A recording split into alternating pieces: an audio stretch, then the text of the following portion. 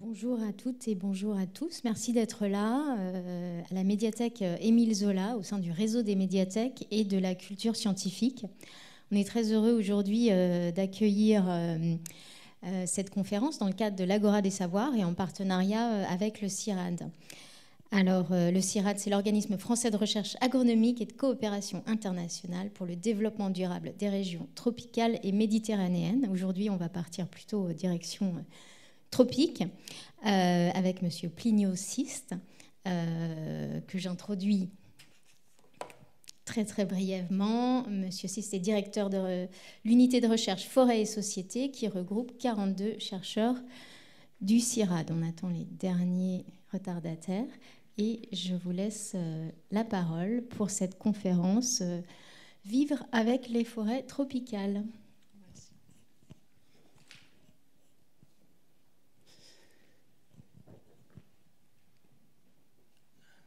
Forêt tropicale humide, jungle, forêt vierge, enfer vert. C'est sans doute des mots que vous avez entendus au moins une fois pour décrire les forêts tropicales.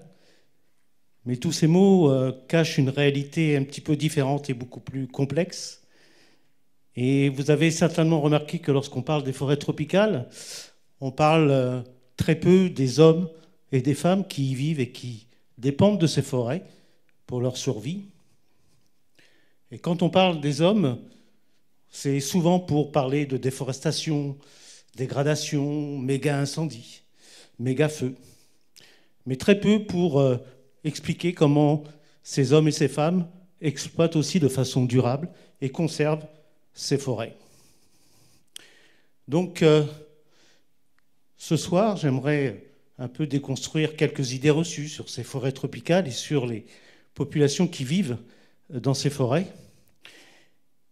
La première idée reçue, c'est de penser que la forêt tropicale se résume à la forêt tropicale humide.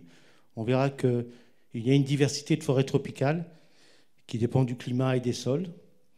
La deuxième idée reçue, c'est de penser que ces forêts, et c'est lié au terme de forêt vierge, ne sont pas habitées et n'ont jamais été habitées, et que c'est un écosystème où l'homme n'a pas sa place.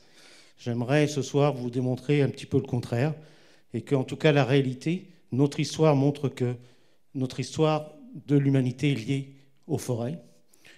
La troisième idée reçue, c'est de penser que exploiter une forêt, on la détruit forcément, et on verra un petit peu quelles sont les vraies causes de la déforestation. Et enfin, la quatrième idée un petit peu reçue, c'est, comme je le disais au début, il n'y a pas de solution. La seule solution pour préserver les forêts, c'est de ne pas y toucher. Et je terminerai justement cette présentation avec un exemple d'exploitation durable par des populations locales qui permettent à la fois de conserver les forêts, mais également d'améliorer leurs conditions de vie et de permettre à ces populations de s'émanciper.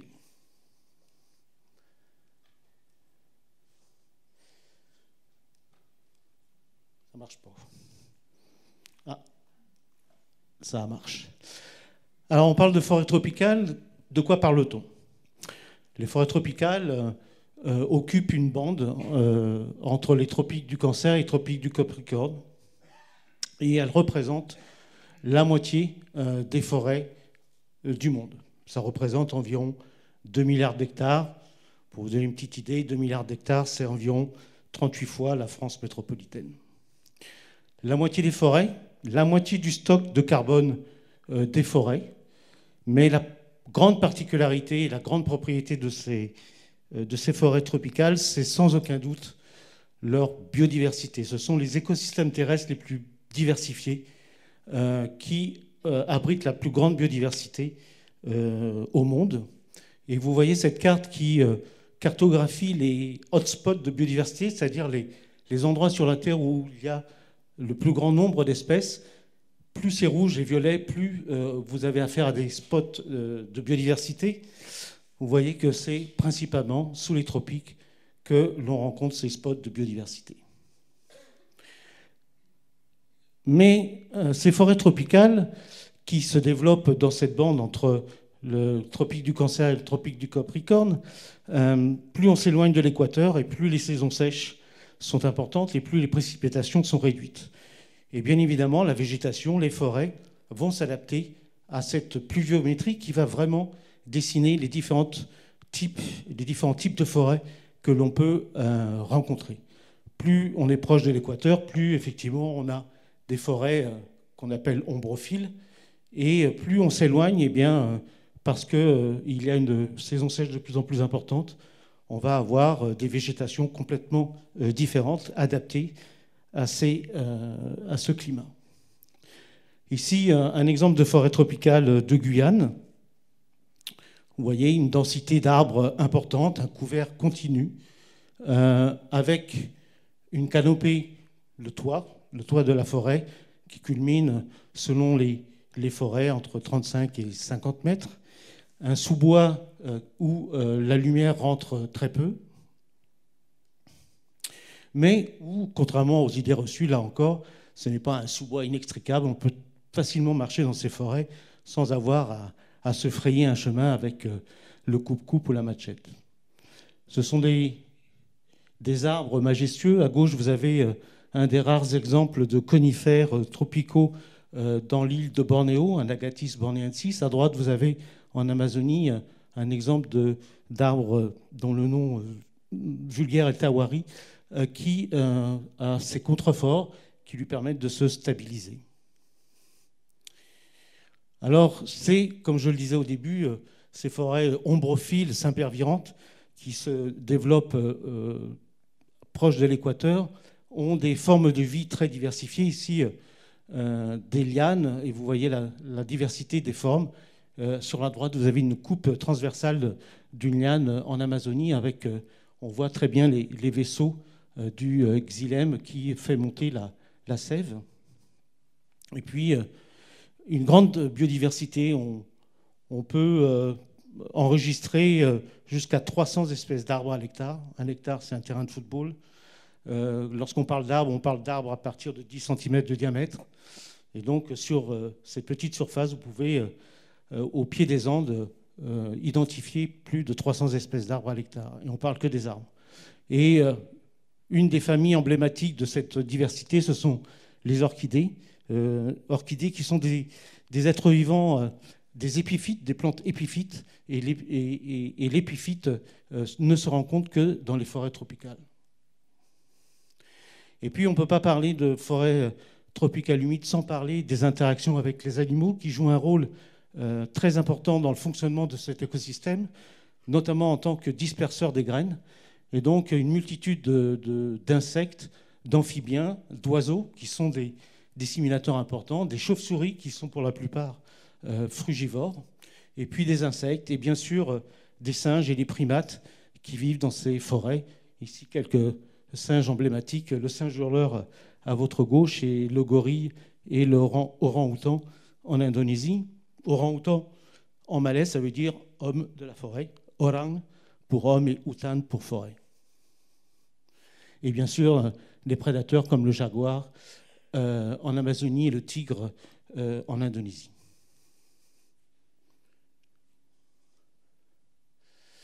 Alors, on se déplace un petit peu, on va plus vers le nord, et ce genre de végétation, c'est une forêt tropicale qui est considérée encore tropicale, mais qui est une forêt sèche.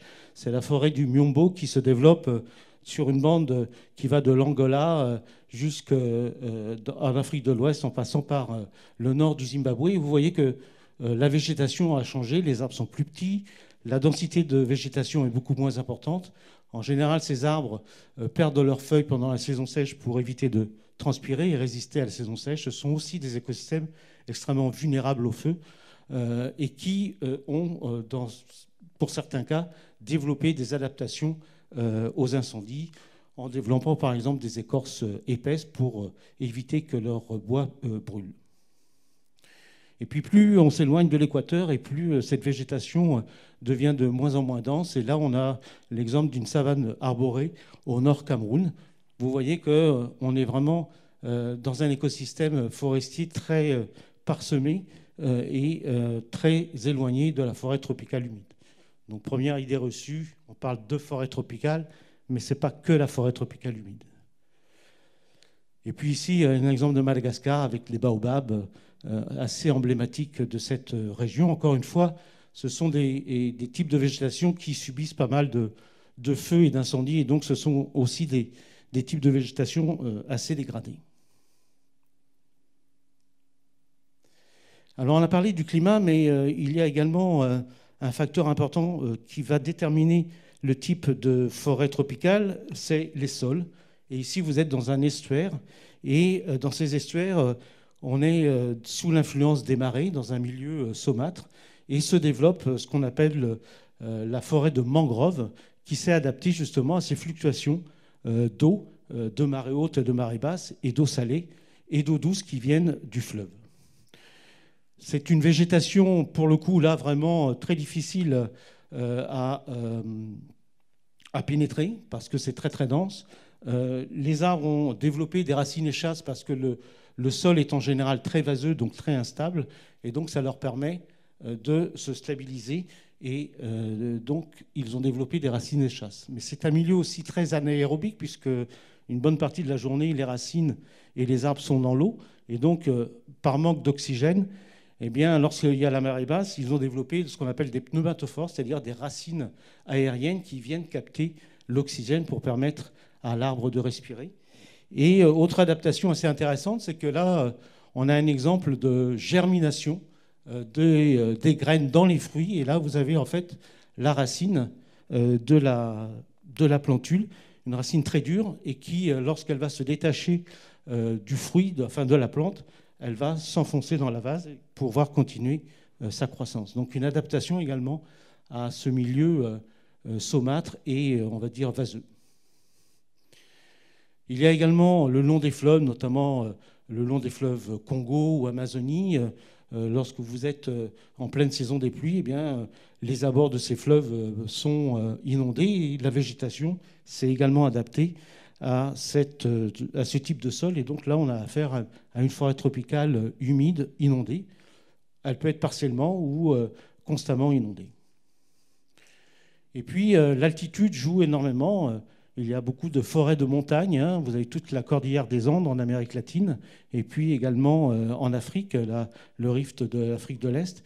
Et la montagne est un milieu particulier, très humide, mais également avec des températures qui, contrairement aux forêts de plaine en Équateur, oscillent dans la journée, et donc également une adaptation de ces plantes à ces différences de température et d'humidité.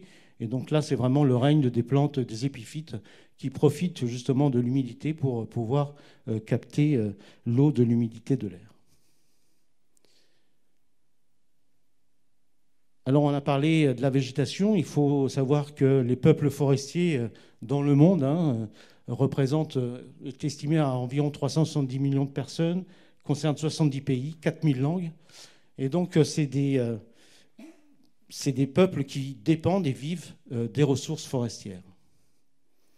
Alors, ressources forestières, la première et principale, c'est quand même le bois d'œuvre. Ici, un exemple de bois d'œuvre en Afrique, ici en Amazonie, mais également, notamment en Afrique, de bois énergie pour la cuisine et pour le chauffage, mais surtout pour la cuisine. Donc on coupe des arbres pour faire du charbon de bois, et le charbon de bois est encore une des principales sources d'énergie des foyers africains, en tout cas d'Afrique centrale. Et puis la forêt nourrit aussi, en haut à gauche, vous avez la noix du Brésil ou la noix d'Amazonie. À droite, bien sûr, le cacao. À gauche, l'açaï, un fruit de palmier qui est très consommé pour ses fruits, mais également pour ses cœurs en Amazonie brésilienne. Au milieu, vous avez le palmier à huile. Et puis ici, vous avez le guarana qui se consomme soit sous forme de soda, soit sous forme de jus avec de la poudre diluée dans l'eau. Donc la forêt qui nourrit, de par ses plantes, mais également de par ses animaux. La chasse est une activité importante, notamment en Afrique centrale. En Afrique centrale, dans les populations rurales, la chasse représente 80% des apports des protéines à ces populations. Et donc, empêcher ces populations de chasser, c'est en quelque sorte les empêcher de se nourrir de protéines.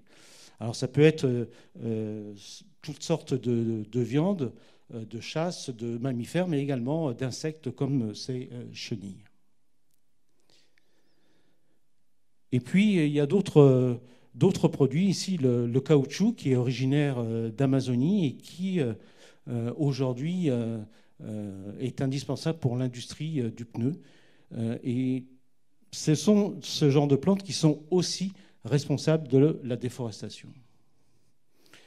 Alors, on a parlé, on est toujours dans l'utilisation et les populations humaines. On croit que finalement, les forêts tropicales, c'est le mythe de la forêt vierge, du paradis perdu, où l'homme n'aurait pas sa place. Eh bien, mes collègues archéologues ont démontré que finalement, les forêts tropicales sont habitées depuis un bon bout de temps. Et une publication dans Nature qui vient de paraître l'année dernière, en Côte d'Ivoire, a montré un site qui avait été identifié par des collègues ivoiriens dans les années 80, mais qui a été revisité et des datations des outils qui avaient été retrouvés dans ces sédiments ont été réétudiés et ont montré qu'ils avaient 150 000 ans. Alors vous me direz, oui, il y a 150 000 ans, mais peut-être qu'il n'y avait pas de la forêt.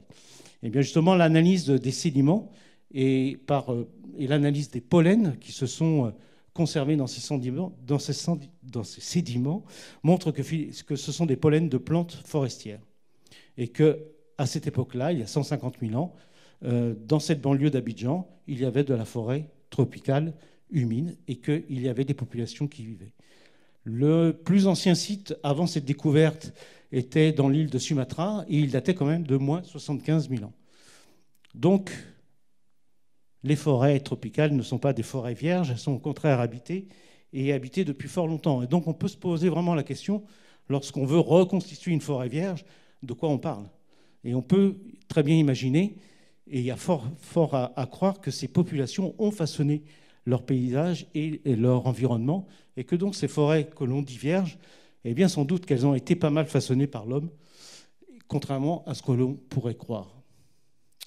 Et pour illustrer un petit peu ça, on va aller en Amazonie. Sur la carte, là, vous voyez tous les sites archéologiques qui sont connus d'anciens villages amérindiens. Vous voyez qu'il y a quand même une densité. C'est ceux qui sont connus, il y en a bien d'autres encore à découvrir sans doute, parce que les vestiges sont assez rares à découvrir. Et en jaune, vous avez ce qu'on appelle des zones où il y a une grande densité de terre noire. Et terre noire, c'est des sols qui ont été façonnés par les populations amérindiennes avant que les Espagnols et les Portugais viennent envahir et coloniser l'Amérique latine.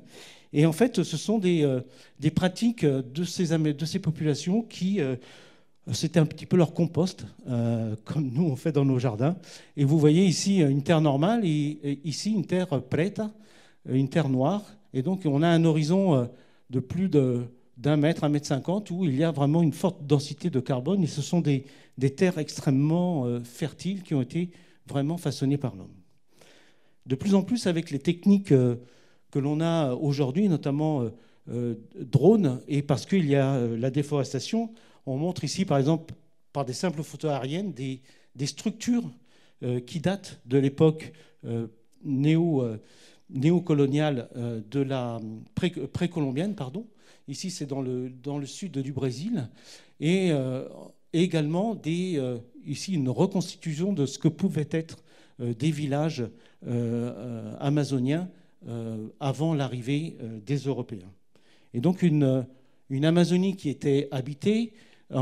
Si on prend l'exemple de la Guyane, ici, c'est la savane côtière de Guyane où on a des champs surélevés et qui ont été façonnés par les Amérindiens parce que c'était les savanes qui, pendant la saison des pluies, étaient inondables. Et donc, en relevant ces petites mottes relèvent le sol et donc permettaient l'agriculture. Ici, c'est dans le parc national de Guyane et c'est grâce au drone.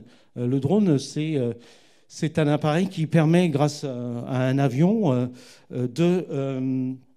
ça, ce sont des images LIDAR. Le LIDAR, c'est une sorte de radar qui prend qui permet justement d'étudier ce qu'il y a en dessous de la végétation. C'est-à-dire qu'il permet justement d'enlever la végétation de façon bien sûr virtuelle et de voir les différences topographiques. Et vous voyez ici des marques que l'on appelle les montagnes couronnées, qui ont été décrites par les premiers colons français et puis qui s'est un petit peu perdu, mais qui a persisté dans la langue saramaka.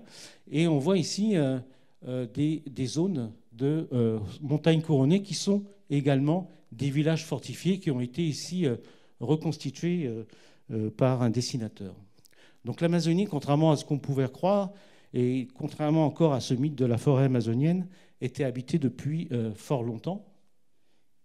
Et ici, au pied des Andes, en Équateur, vous avez également par des techniques LIDAR, par notre collègue Stéphane Rostin du CNRS, il a montré dans la vallée de Lupano des terrassements, des structures de terrassement anciennes. Et ici, plus c'est rouge et plus c'est dense. Là, vous voyez, par exemple, il y a une densité de 150 structures de terrassement au kilomètre carré.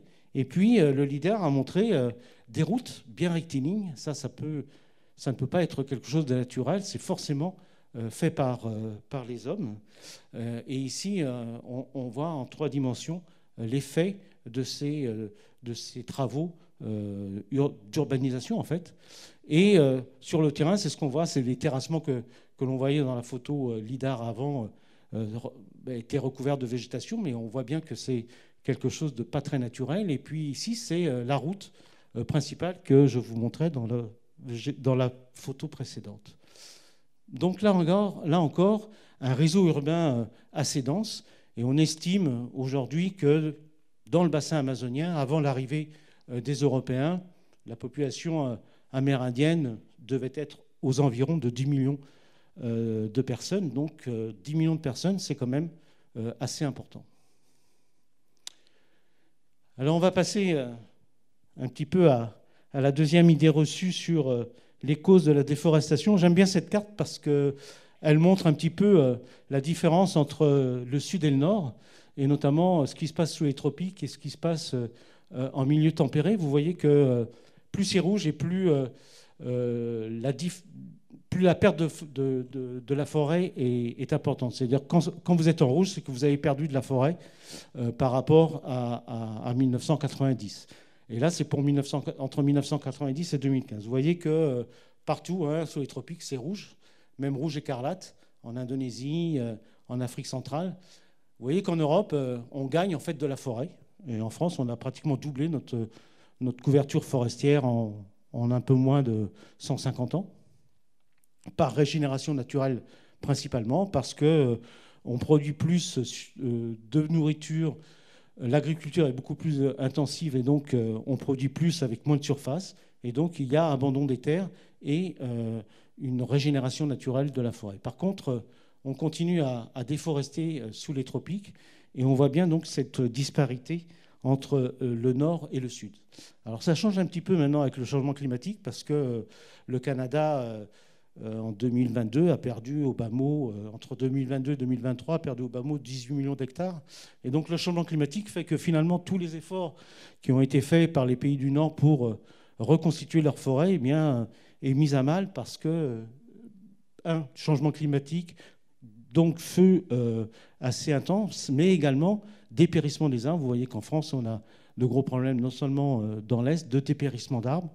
On a vu qu'en 10 ans, la mortalité des arbres en France avait augmenté de 80%. Donc le changement climatique est là, et le changement climatique a un effet direct sur la mortalité des arbres. Alors les causes de la déforestation, eh bien, c'est l'agriculture en bleu et l'élevage. Si vous additionnez les deux, si je compte bien, vous êtes à 88% dû à la déforestation. Là, je ne parle pas d'exploitation de bois, je ne parle pas d'autre chose que agriculture et élevage. Et ce qui est intéressant, c'est de voir quel type d'agriculture et quel type d'élevage.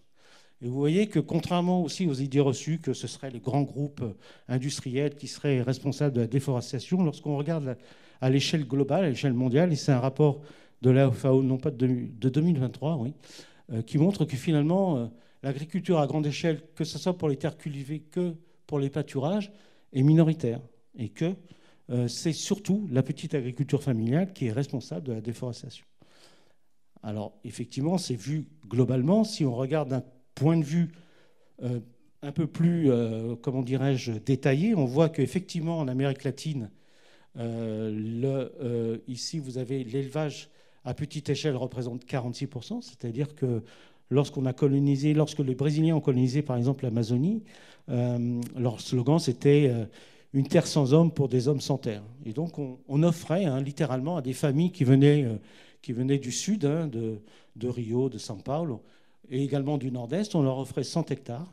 Et on leur disait, sur ces 100 hectares, vous pouvez défricher jusqu'à 50% et vous pouvez planter ce que vous voulez. Et à l'époque, la façon la plus efficace de valoriser entre guillemets, la terre et de se l'approprier, c'était l'élevage. Et donc, beaucoup de petits agriculteurs ont fait de l'élevage pour justement s'approprier ces terres. L'élevage à grande échelle représente quand même 30% de la déforestation en Amérique latine, donc ce n'est pas négligeable. Et si on additionne la grande agriculture, c'est quand même 18%. Par contre, si on va en Afrique, on voit que 80% est dû à l'agriculture à petite échelle et que finalement l'élevage également à petite échelle ne représente que 14%. Lorsqu'on va en Asie, ça change un petit peu. On voit que l'agriculture à petite échelle, c'est du 50%, mais il y a quand même 38% l'agriculture à grande échelle et qu'il n'y a pas beaucoup d'élevage. Alors là, c'est sans doute dû, lorsqu'on parle d'agriculture, on parle aussi de plantation de palmiers à huile. Et en Indonésie, effectivement, les plantations de palmiers à huile, c'est à la fois des grands groupes, mais c'est aussi des associations entre des grands groupes et des petits agriculteurs. Et les petits agriculteurs sont assez fans du palmier à huile parce que ça rapporte beaucoup d'argent en très peu de temps. Donc ici, quelques exemples d'élevage intensif et des paysages qu'on peut voir en Amazonie brésilienne. Il faut imaginer que là, vous aviez de la forêt et comparé à une agriculture traditionnelle ici en Indonésie pour le riz et puis en Équateur, surtout pour le maïs et la banane plantain. Et puis un exemple ici de mine à ciel ouvert de charbon sur la côte est, non pas des États-Unis, mais de Bornéo, et qui fait des ravages assez considérables. Alors, pour terminer, un exemple de gestion durable pour montrer des success stories. Ça fait plus de 30 ans maintenant que je travaille sur la gestion des forêts tropicales et j'aimerais bien raconter des histoires qui soient un petit peu positives pour aller dans le bon sens. Et on va aller au Guatemala, dans le nord du Guatemala, dans le Petén, où des descendants des Mayas ont décidé, dans les années 90, de demander le droit à l'État d'exploiter leur forêt, qui se situe dans une réserve qu'on appelle la réserve de la biosphère, gérée par l'UNESCO, et qui est une zone en fait protégée. Mais de par leur histoire, les descendants de ces populations mayas ont demandé et ont obtenu le permis d'exploiter cette forêt. Et leur permis, qui était de 25 ans, a été renouvelé il y a 2-3 ans.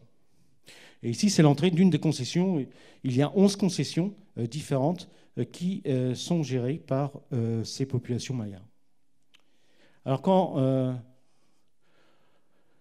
alors, un petit mot quand même sur la civilisation maya. On distingue 3 grandes périodes de la civilisation maya. Il y a le préclassique qui va de moins 2000 ans. Certains auteurs le font démarrer à moins 1000 ans, mais bon. Et qui va jusqu'à 200 à 300 après Jésus-Christ. Vous avez la période classique qui est vraiment la période, l'âge d'or de la civilisation maya, où il y a eu justement la construction de tous ces sites de pyramides, comme, je ne sais pas si certains d'entre vous ont été voir Tikal, mais si vous ne l'avez pas fait, il faut y aller. Et surtout, Tikal, c'est bien, mais c'est très touristique. Mais Ouachactoun, je pourrais vous y amener à ma prochaine mission avant la fin de l'année. C'est vraiment un site assez exceptionnel. Donc, 3 périodes, une pré-classique, une classique où il y a vraiment, c'est l'apogée de la civilisation maya, et le post-classique qui correspond plus à un déclin. Il faut savoir que lorsque les Espagnols sont arrivés vers 1500, la civilisation maya avait déjà complètement décliné, et toutes ces cités avaient été abandonnées, et la jungle, pour le coup, avait vraiment réinvesti les lieux. Et donc, on va se situer dans cette périphérie-là, et on va aller... Et là, donc justement, c'est la région du Petén, et je vous ai mis ces photos pour vous montrer l'évolution du couvert forestier au Guatemala. En 1974-79, vous voyez que le Guatemala est pratiquement couvert de forêt.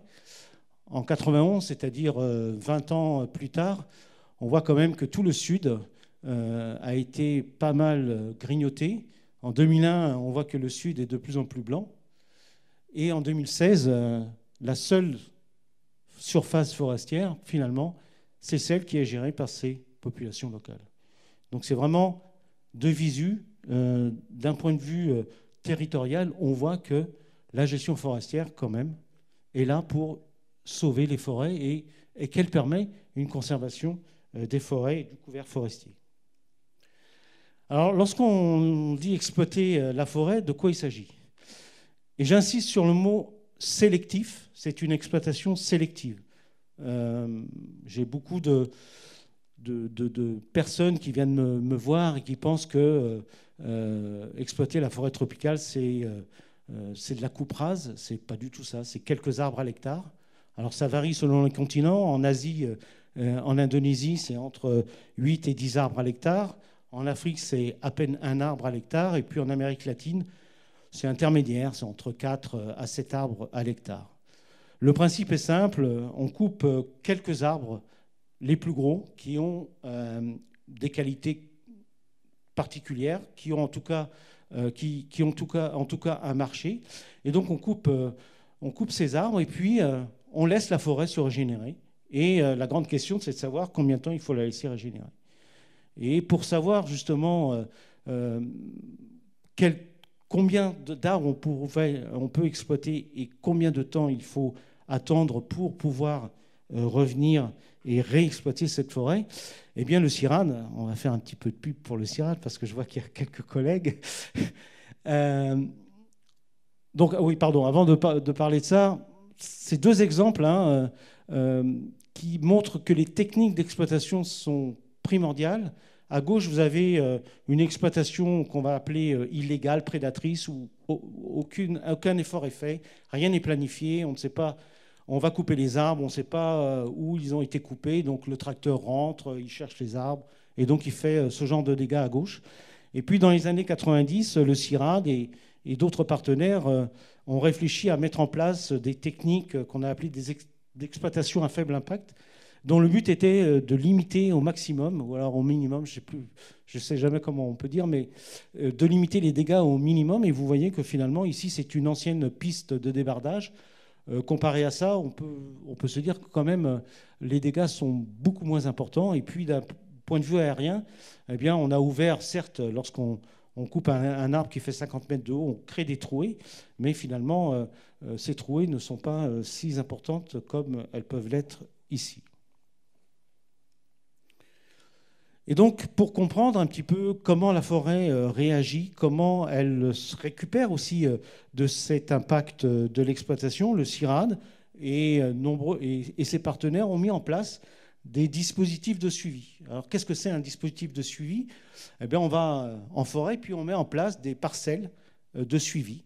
Alors, c'est des parcelles en général d'1 hectare, ou alors elles font 4 hectares qu'on divise par 4. Et sur cet hectare, donc 100 mètres sur 100 mètres, on cartographie tous les arbres à partir de 10 cm de diamètre. Ça représente, au bas mot, 500 arbres à l'hectare.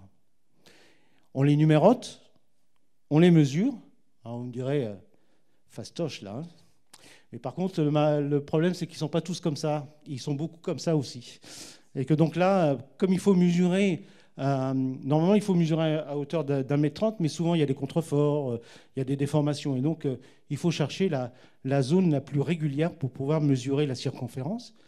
Et puis, on les numérote avec de la peinture. On marque également la place de la mesure parce que on ne mesure pas qu'une fois, on a envie de revenir pour savoir de combien l'arbre a poussé.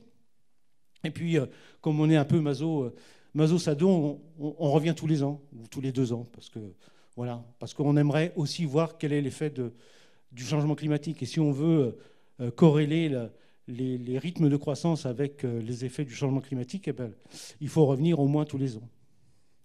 Et puis, c'est un milieu où presque un arbre sur 3 est une espèce différente. Donc, il faut récolter des échantillons et puis les identifier à l'herbarium. Et donc, ça demande beaucoup de temps, d'argent et de personnel.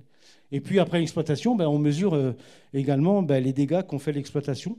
Donc là, on a plusieurs types de blessures, de mortalité, pour justement ensuite cet arbre qui a été par exemple à droite bien amoché, eh bien on a montré par justement ces suivis que les arbres qui avaient été blessés par l'exploitation avaient un taux de survie beaucoup moins important que les arbres qui n'avaient pas été blessés. Et 4 ou 5 ans après l'exploitation, on voit qu'il y a une mortalité beaucoup plus importante qui persévère 4 ou 5 ans après l'exploitation par rapport à une forêt non perturbée où le taux de mortalité est moins important. Et donc il y a un effet délétère de l'exploitation qui dure quelques années après. Donc ça, c'est les bois que sont exploités par ces populations mayas. Alors, c'est pas parce que c'est des populations, on va dire, autochtones, hein, qui n'utilisent pas les moyens modernes, hein, les techniques modernes. C'est une exploitation comme pourrait le faire un concessionnaire privé avec des camions, des tracteurs, des débardeurs, des bûcherons avec des tronçonneuses. Donc c'est vraiment de l'exploitation moderne et technique. Ici, vous avez un acajou et ici un autre arbre qui s'appelle le chiché, je crois. Très peu d'espèces sont exploitées, 3 ou 4. C'est surtout du bois qui va à l'exportation et qui est, vous voyez le label ici, FSC, c'est-à-dire qu'il est certifié FSC. Et lorsque vous achetez du bois, s'il vous plaît, achetez du bois FSC. C'est vraiment une garantie d'une gestion durable et responsable. Et ce bois-là, il est destiné, je crois qu'il partait pour la France, puisque le roi Merlin était un de leurs clients. Mais il n'y a pas que le bois. Il y a aussi cette forêt a une histoire, et une très longue histoire. Et ici, lorsqu'on se promène en forêt, on pourrait croire que c'est peut-être une termitière ou c'est simplement le terrain qui est comme ça. Mais en fait, c'est un tumulus, c'est des anciennes tombes mayas de l'époque classique et pré-classique. Et donc, lorsqu'ils font des inventaires forestiers, les techniciens forestiers cartographient ces zones, et ces zones-là ne sont pas exploitées, elles sont vraiment préservées parce que c'est leur patrimoine culturel. Et avec le bois, il y a d'autres activités. Comme c'est dans une zone culturellement très riche, ici vous avez le site de Ouachactoun, eh bien, il y a des parcours touristiques qui sont organisés. Donc, ces forêts servent aussi à faire de l'écotourisme. Il y a de l'artisanat. Ici, c'est des poupées qui sont faites ici par des femmes avec des feuilles de maïs. Le maïs, c'est la plante de la civilisation maya. C'est vraiment leur blé à eux. Et ici, c'est du ramon. C'est un fruit d'une moracée, de la même famille que le figuier, et qui est utilisé pour faire de la farine et des gâteaux. Et ils le vendent dans les écoles pour l'alimentation des élèves. Mais ils le vendent aussi sur le marché national. Et c'est dans la culture maya une farine qui est très, très appréciée. Et puis, il y a d'autres produits, hein. Il n'y a pas que le bois ici. Il y a le palmier Tchate, qui est dans la région de Ouachactoun et qui est dans le sous-bois. C'est un tout petit palmier qui ne dépasse pas 50 cm. Et les feuilles sont utilisées pour les compositions florales aux États-Unis. Et donc, les femmes font des paquets de 40 feuilles. Puis, ces paquets de 40 feuilles sont conditionnés dans des containers frigorifiques qui partent soit par bateau, soit par avion, directement aux États-Unis. Et cette activité rapporte même plus que le bois et est une activité très lucrative.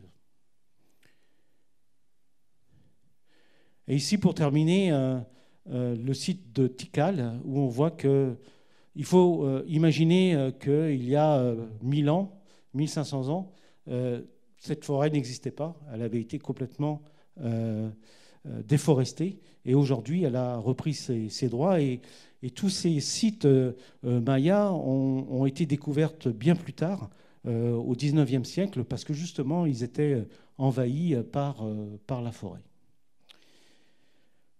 Voilà, j'espère que ces quelques idées reçues ont été un petit peu démolies. Je voulais simplement donner une lueur d'espoir sur comment préserver les forêts. Loin de moi l'idée de dire qu'il faut absolument les exploiter pour les conserver, mais j'ai ma collègue qui a monté un projet justement au Guatemala dans lequel je vais participer et qui va être financé par le Fonds français pour l'environnement mondial. Et c'est une collègue qui me dit toujours « Mais Plinio, ce qui n'a pas de valeur, on le coupe. Et il faut donner de la valeur à la forêt pour ne pas la couper. » Alors ça peut être effectivement une idée simpliste, mais elle est tellement vraie. Et il faut aussi se tirer l'idée que les peuples autochtones n'ont pas envie d'exploiter leur forêt. Au contraire, exploiter cette forêt leur a permis, un, de s'émanciper, deux, de revendiquer leurs droits ancestraux, d'occuper ce territoire. Et leur préoccupation actuelle, c'est comment maintenir les jeunes dans ces territoires. Et les premiers, grâce aux bénéfices de l'exploitation du bois et du tchate et d'autres produits, eh bien, ils ont pu envoyer leurs enfants à l'école. Et les premiers ingénieurs forestiers viennent de sortir, là, il y a quelques années. Ils reviennent avec des nouvelles technologies. Ils achètent des drones pour faire de la surveillance d'incendies, parce qu'à la lisière de leur concession, il y a de l'élevage, et à chaque saison sèche, on met le feu pour maintenir le pâturage. Et donc, ces jeunes se sont réinvestis, et les anciens sont contents de voir que, eh bien, la préservation de leur forêt est garantie grâce à la nouvelle génération. Je voulais simplement terminer pour vous dire que si vous voulez en savoir plus, autopub, je viens de publier aux éditions Koei Exploiter durablement les forêts. J'ai quelques exemplaires à la vente si vous êtes intéressés. Et en 2021, on a publié chez Muséo Vivre avec les forêts tropicales. C'est vraiment, pour le coup, là, un très beau livre. Pratiquement toutes les photos que je vous ai montrées sont issues de ce livre. C'est des textes courts et qui expliquent un petit peu, c'est un petit peu notre carte de visite de l'unité que je dirige depuis maintenant 10 ans et qui s'appelle Forêt et Société. On est un collectif d'une quarantaine de chercheurs interdisciplinaires. On a des écologues, on a des économistes, des anthropologues. Et on essaye justement de travailler sur ces interactions humains-forêt en essayant justement de valoriser ces interactions et essayer de conserver ces forêts en les exploitant de façon durable. Merci beaucoup pour votre attention et si vous avez des questions.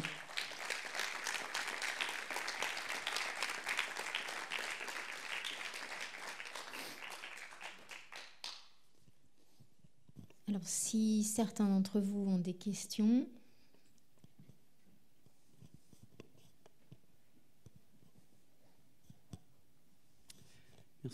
Merci beaucoup pour cet exposé très, très clair et pour un néophyte comme moi, j'ai l'impression d'avoir compris presque tout.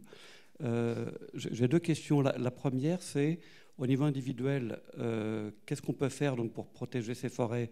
Alors, j'ai compris qu'il fallait acheter du bois FSC. Est-ce qu'au-delà de ça, il y a d'autres choses qu'on peut faire au niveau individuel? Et ma deuxième question, elle est plus collective. Qu'est-ce que peuvent faire ou qu'est-ce que devraient faire nos politiques, et est-ce qu'on a un moyen ou pas de les influencer pour qu'eux-mêmes prennent des décisions à un niveau tel que ça protège aussi ces forêts?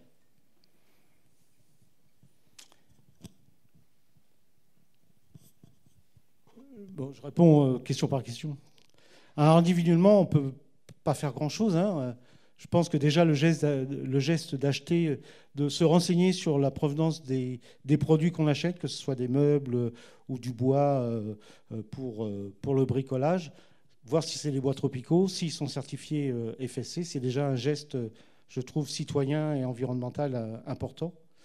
Après, peut-être pour répondre à votre deuxième question, je ne sais pas si vous avez entendu parler de la régulation, de la réglementation européenne contre la déforestation importée. L'Union européenne a estimé que 20% de ces importations étaient issues de la déforestation. Et que donc, l'Union européenne a décidé d'interdire ces importations. Et que donc, les importateurs devaient prouver que le cacao, le palmier à huile, l'EVA ne provenaient pas de la déforestation. Alors, c'est une initiative qu'il faut bien sûr remercier. Je pense que c'est une bonne initiative, pardon. Mais par contre, ce qui manque dans cette initiative et qu'il va falloir développer, même si c'est compris, c'est dans l'initiative, mais il va falloir aider ces pays producteurs à justement lutter contre la déforestation. Parce que si on parle de l'Afrique, par exemple, on a vu que 80%, c'est de la petite agriculture familiale. Donc, il y a le risque, justement, au contraire, d'augmenter la pauvreté de ces populations plutôt que de les enrichir. Et donc, permettre à ces populations et à ces pays de lutter contre la déforestation. Encore faut-il, les pays étant souverains, que ces pays aient les moyens et la volonté de lutter contre la déforestation. Mais là encore, la déforestation est loin d'être une fatalité. Le Brésil a montré qu'avec une volonté politique, il était possible de lutter contre la déforestation. Mais sous Lula, on a réduit la déforestation de 80% entre 2004 et 2012. Et puis on a vu que lorsque l'extrême droite par Bolsonaro est arrivée au pouvoir, on est revenu comme dans les années 70, il fallait déforester pour développer l'Amazonie. Donc également, lorsqu'on va nous voter, c'est important d'aller voter en toute conscience. On voit bien que l'administration Trump aujourd'hui ne va pas non plus dans le bon sens. Et le fait que, par exemple, l'USAID qui finance une partie de nos projets au CIRAD et dans d'autres institutions va nous impacter en termes de recherche et d'amélioration de nos connaissances. Alors, encore deux questions, monsieur, et ensuite monsieur en Baudran. Alors, puisqu'on vient de parler du Brésil, du coup, qu'est-ce qu'il arrive avec Marina Silva sur la dernière gestion de Lula? Est-ce que la déforestation a réussi à baisser? C'était ma première question. Et j'avais une remarque aussi sur la carte qu'on a vue avec le fait qu'on voit la décroissance de la couverture forestière. Je trouve que la borne de 1990, elle est un peu trompeuse, parce que si on prend sur un siècle, voire sur 5 siècles, peut-être que les dynamiques, elles sont différentes. Et donc, du coup, quand on parle à des pays qui ont une couverture forestière importante, bien souvent, quand on leur fait part des critiques sur la déforestation, ils nous renvoient à notre image, à notre propre pratique de déforestation qu'on a eue il y a 500 ans et qui a été aussi dramatique. Et du coup, la solution qui peut paraître juste et équitable, c'est le fait de protéger 30% du territoire, comme on s'est engagé sur les dernières conventions sur la biodiversité. Mais je ne sais pas à quel point ça, c'est vraiment un discours qui est entendable en France à l'heure actuelle, avec toutes les problématiques de non-artificialisation, sur les zones de non-artificialisation. Donc je ne sais pas comment vous voyez cette différence, ces deux poids, deux mesures entre pays du Sud et pays européens. Alors, pour répondre à votre première question, oui, depuis le retour de Lula, la déforestation a baissé de plus de 50%. On est revenu à des taux de déforestation d'il y a une quinzaine d'années. Donc c'est plutôt une bonne nouvelle. La mauvaise nouvelle, c'est que la dégradation, par contre, elle a explosé de 400%, quoi. Ça veut dire que la stratégie des spéculateurs fonciers, c'est de mettre le feu à des forêts qui ont été exploitées. On a exploité quelques arbres à l'hectare, puis on met le feu la première année, pendant la première saison sèche, puis on attend, puis la deuxième saison sèche, on remet le feu. Et ça passe sous les radars de l'Institut de recherche spatiale brésilien, parce que c'est considéré encore de la forêt. Mais il y a fort à parier que dans 4-5 ans, il n'y aura plus de forêt, et on va revendiquer la terre et mettre du pâturage ou du soja. Et donc il y a vraiment un vrai défi pour les Brésiliens de lutter maintenant contre la dégradation forestière. Et là encore, un vrai défi de caractériser ce qu'on appelle ces forêts dégradées, parce qu'il y a des forêts dégradées qui sont vraiment dégradées, puis il y a d'autres où il y a encore des choses à faire en termes de sylviculture pour leur permettre de mieux se régénérer et être peut-être productives pour produire du bois. Concernant le bois, il y a une donnée que je n'ai pas dite, mais le bois est un matériel dont la demande explose. La FAO estime qu'en 2050, la demande en bois va augmenter de 40%. Et donc tout le défi pour les forestiers d'aujourd'hui, dans 30 ans, hein, nous on travaille toujours sur 30 ou 60 ans, c'est comment on va produire ce bois. Et donc comment justement réhabiliter ces forêts dégradées. On parlait de forêts vierges, 75% des forêts tropicales ont été dégradées d'une manière ou d'une autre. Et donc, comment valoriser ces forêts dégradées pour qu'elles puissent produire du bois de façon durable et au bénéfice des populations? C'est vraiment un défi qu'on essaye de relever dans notre unité et au CIRAD. Après, pour répondre à votre deuxième question, c'est un argument que j'ai toujours entendu dès que j'ai commencé en Indonésie. C'était le premier argument des partenaires. Ne venez pas nous donner des leçons. Alors, c'est vrai que nous, on a déforesté massivement, mais est-ce qu'il faut répéter les erreurs de l'histoire? Aujourd'hui, avec le changement climatique, ce qu'il faut comprendre, c'est que moins de forêt, ça veut dire moins de rendement agricole. Et les Brésiliens commencent à le voir. L'Amazonie, elle joue le rôle de pluie, de pompe à eau pour l'Amazonie, mais également pour toute l'Amérique latine. Et donc, enlever cette pompe à eau va impacter les rendements de soja, de pâturage. Et donc, pour préserver une agriculture durable, la durabilité de l'agriculture, elle passe aussi par la durabilité et la protection des forêts. Et ce n'est pas que je crois qu'il ne faut pas protéger 30%, mais je pense que c'est des seuils un petit peu théoriques. Je pense que c'est important de préserver des écosystèmes intacts, sans trop d'occupation humaine, mais c'est aussi important d'essayer de mettre en place des systèmes de gestion durable et oui, justement, de valoriser ces ressources forestières et c'est une façon de les conserver, en fait.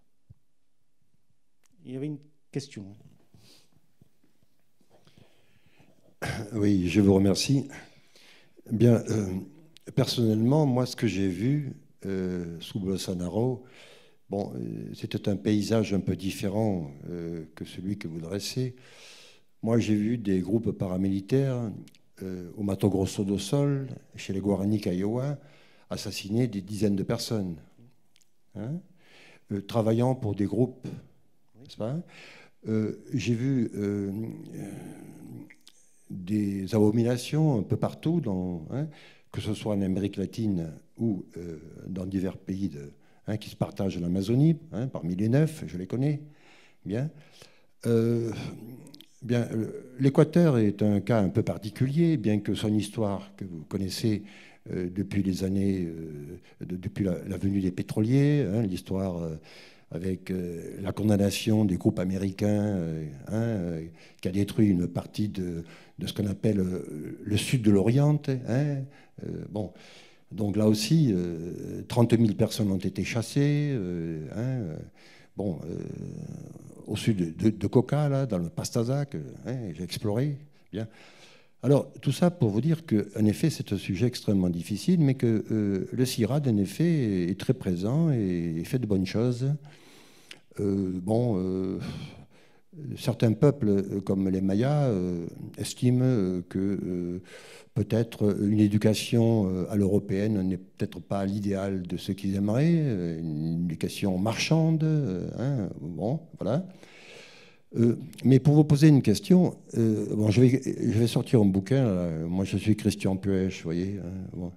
Donc, je suis investi, je les représente aux Nations Unies, les Indiens d'Amazonie, bien, voilà. Donc, ce que je voulais vous demander, c'est qu'est-ce que vous pourriez nous dire que l'on ne trouve pas sur Internet en ce qui concerne le fonds européen pour l'Amazonie?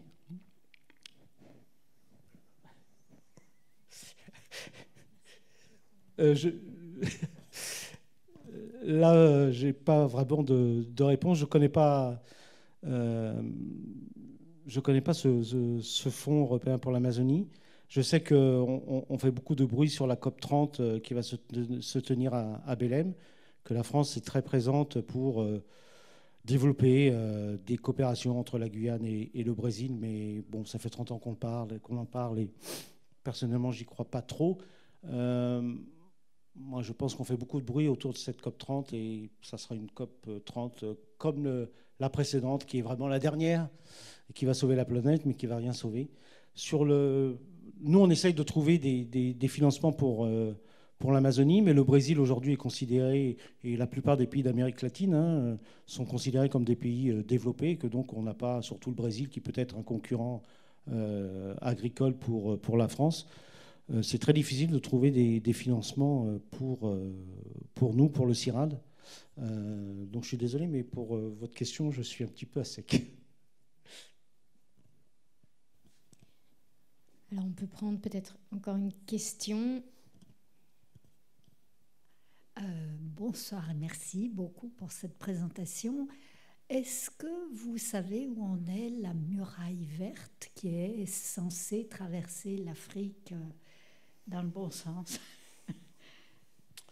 Vaste sujet.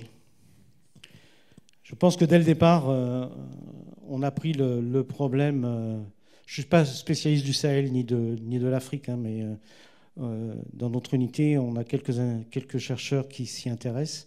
Mais je pense qu'on a pris dès le départ le problème dans le mauvais sens. À savoir que planter des arbres, c'est forcément bien. Et qu'il suffit de planter des arbres pour que ça pousse.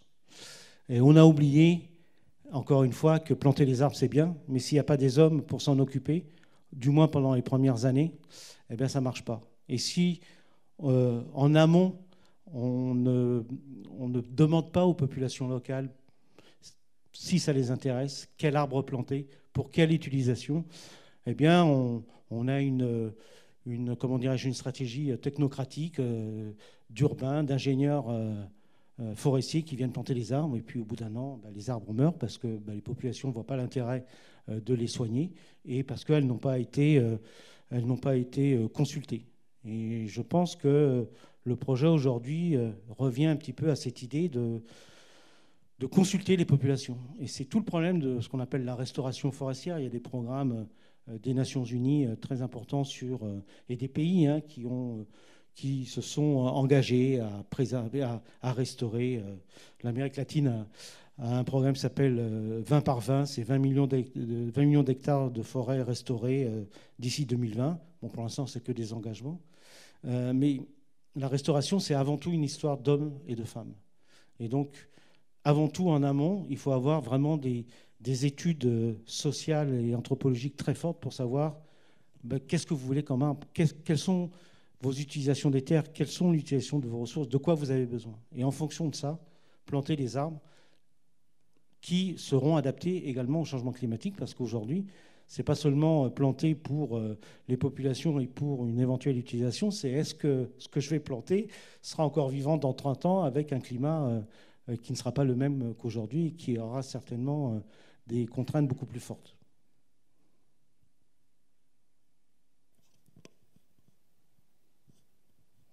C'est comme le slogan de notre président de 1 milliard d'arbres. C'est des cibles complètement... Ça n'a pas de sens pour moi. Vaut mieux planter moins mais bien que trop et pas bien. Je vous remercie pour votre conférence aussi très intéressante. Qu'est-ce qui vous a amené à vous intéresser à ce sujet? On va dire que je suis tombé petit quand j'étais... Je suis tombé dedans quand j'étais petit. Non, les tropiques m'ont toujours fasciné. Et puis, en 85, j'ai fait un DEA de botanique tropicale à l'université Pierre et Marie Curie. Et le premier stage, c'était de février à mai, et c'était en Guyane française. Et j'ai vécu de février à mai dans les Carbets, et depuis, ben, je suis pas... Enfin, je ressors de temps en temps de la forêt, mais...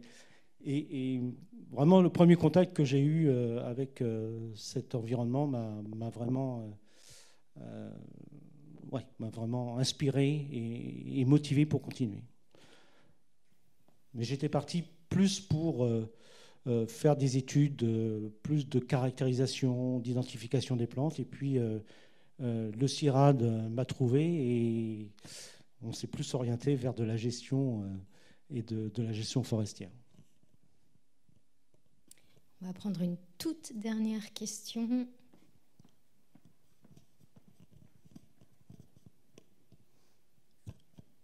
Bonsoir, merci pour votre présentation que j'ai aussi trouvée très intéressante. Alors moi j'aurais une question par rapport à l'exploitation de surfaces à grande échelle qui peuvent inclure aussi des forêts. Et il y a des approches qui se sont développées ces dernières années pour identifier sur une grande étendue de territoire lesquels sont des forêts à préserver et quels espaces peuvent être développés. Je pense notamment aux études de haute valeur de conservation et de high carbon stock. Ma question est de savoir, d'après vous, si ces approches ont un impact positif qui permet de freiner la déforestation. Leur impact est forcément positif parce que c'est toujours positif d'identifier des zones à risque et des zones à haute valeur de biodiversité ou de carbone et qu'il faut essayer de préserver, notamment les tourbières du bassin du Congo. Après, est-ce que ça va freiner la déforestation? Là, on rentre dans du politique. Moi, en 30 ans d'expérience, les scientifiques, on croit qu'il suffit d'apporter la connaissance pour résoudre les problèmes.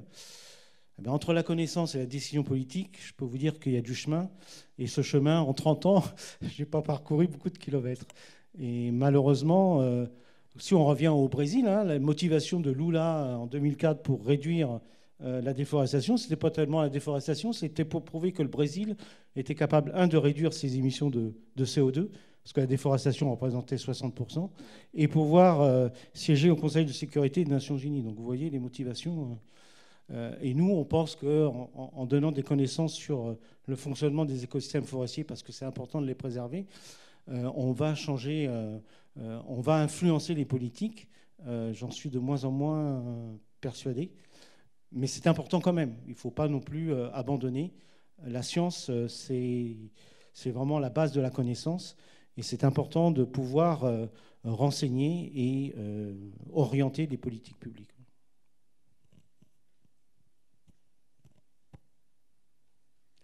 Ouais. Je vous remercie beaucoup d'être venu. Merci pour les forêts tropicales et pour les populations qui en vivent et en dépendent. Et voilà, vous avez mon mail. Et voilà, si vous voulez venir au Guatemala, je peux vous donner des contacts. Ou au Brésil aussi. Ou en Indonésie.